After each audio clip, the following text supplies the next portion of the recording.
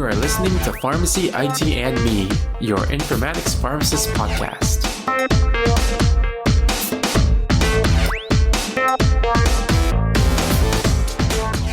Hey everyone, this is Tony Dow, and today is Friday, September 20th, 2019, and welcome to another episode of Last Week in Health IT. As with every episode, we start with this one stating that the intended audience for this episode is everyone. So let's just get right into it. The first news item is physician burnout and technologies to solve it. So recently, the Health 2.0 conference occurred, which showcases technologies in healthcare. From this event, one of the major topics is provider and clinician burnout.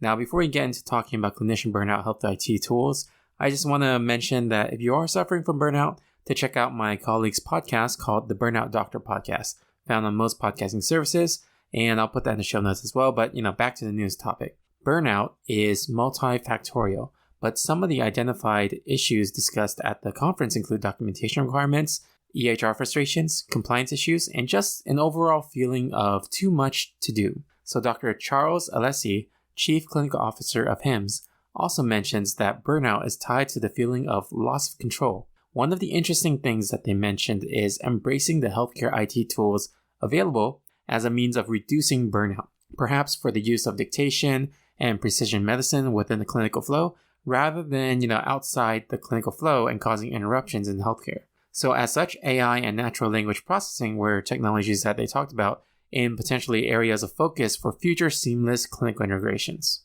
All right, so the next news item is health system integrates all patient data, including SDOH. One of the major challenges in our current vast and disparate healthcare landscape in the United States is we have so much data everywhere, and it's challenging to make sense of that data, let alone figure out a way to aggregate them into a meaningful collection. So Contra Costa Health Services, they tackle this challenge by trying to bring all of that data into its Epic EHR so that they can make significantly better decisions for patient outcomes. One of the things that was considered was that the medical services aspect is only one portion of an individual's overall health. So the aggregation also includes SDOH, or social determinants of health, into the bigger picture. So things like, low-income renters, poverty level, local economic landscape, transportation, food access, education, and a lot of other related aspects were included. Some of the initial benefits include a better picture of identifying patients that need social caseworkers, as well as, behavioral health services.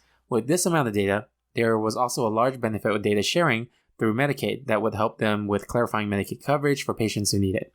Another aspect is, like earlier stated, part of the SDOH is housing. So by having this information available, patients that had trouble with housing were able to get housing and finally be more compliant with their medication usage because now there's one less major thing that they need to worry about so they can actually focus more on their health. All right, so the next and final news update is an update on AI from Mayo Clinic Chief Information Officer. Again, the Health 2.0 conference occurred this weekend, and one of the other hot topics was artificial intelligence. Chief Information Officer of Mayo Clinic, Chris Ross, took to the stage to talk about the advancements in AI and how it's going to be a game changer for healthcare. He discussed that our current healthcare technology systems are just not enough for the complicated workflows and advanced clinical knowledge of our medical providers, and AI will be one of the newer technologies to help with this support.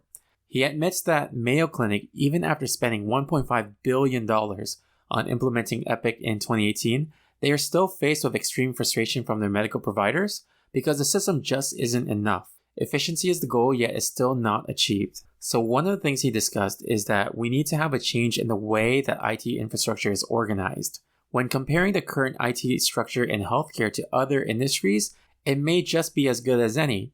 However, when you're looking within the healthcare industry and accounting for what healthcare needs, it's really just not enough. And because of that, we can't continue to operate healthcare IT like how we would operate other industries, and it needs a restructuring to serve the purpose of patient care and satisfaction, as well as optimize provider workflows. This starts with small AI within the workflows of the organization.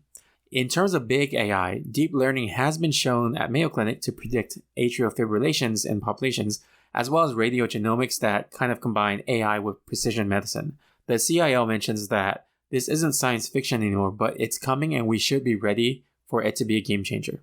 So before we go, if you'd like to hear more about healthcare IT news, you can check out great curated articles at healthcareitnews.com. It's actually where I go for daily healthcare IT news to keep myself updated on what's going on in that world. Alright, if you guys like this episode, you can subscribe and rate us on iTunes, Stitcher, Google Play, or any of your other favorite podcasting services. You can also follow us on social media on Twitter or Facebook at PharmacyITme, or Instagram at PharmacyInformatics, or by emailing me at tony@pharmacyitme.com. And I also wanted to plug a great networking opportunity called Pharmacist Connect. If you are familiar with Microsoft Teams or Slack Workspace, think of Pharmacist Connect as a large vetted one through Slack Workspaces. I've met some great colleagues on it, and there's even an informatics space within it as well. You can find out more by visiting pharmacistconnect.com, which is PharmacistConnect.com. Thank you again for listening, and I'll see you on the next episode of Pharmacy ITme. And remember, technology is the tool, patient care is the goal.